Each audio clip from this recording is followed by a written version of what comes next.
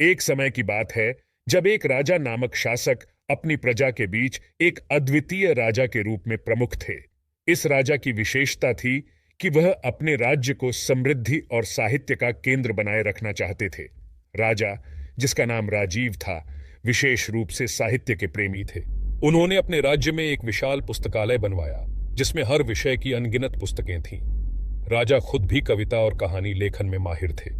राजीव राजा नहीं थे जो केवल अपने महल में बैठकर शासन करते थे, बल्कि उन्होंने निरंतर अपनी प्रजा के साथ संवाद किया।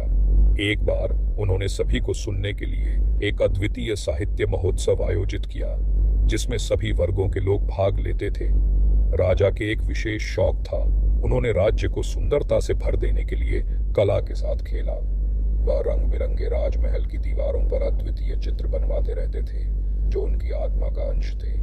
एक दिन राजा को अपने राज्य को बचाने के लिए अद्वितीय युद्ध सैन्य की आवश्यकता हुई।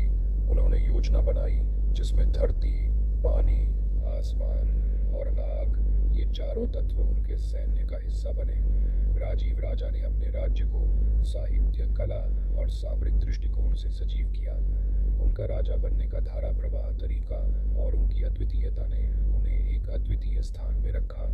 एक बार उन्होंने सभी को सुनने के लिए एक अद्वितीय साहित्य महोत्सव आयोजित किया जिसमें सभी वर्गों के लोग भाग लेते थे। राजा के एक विशेष शौक था। उन्होंने राज्य को सुंदरता से भर देने के लिए कला के साथ खेला।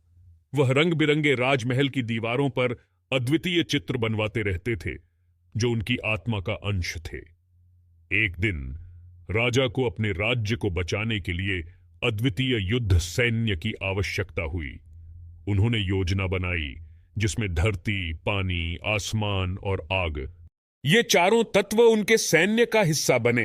राजीव राजा ने अपने राज्य को साहित्य, कला और सामरिक दृष्टिकोण से सजीव किया। उनका राजा बनने का धारा प्रवाह तरीका और उनकी अद्वितीयता ने उन्हें एक अद्वितीय स्थान में रखा।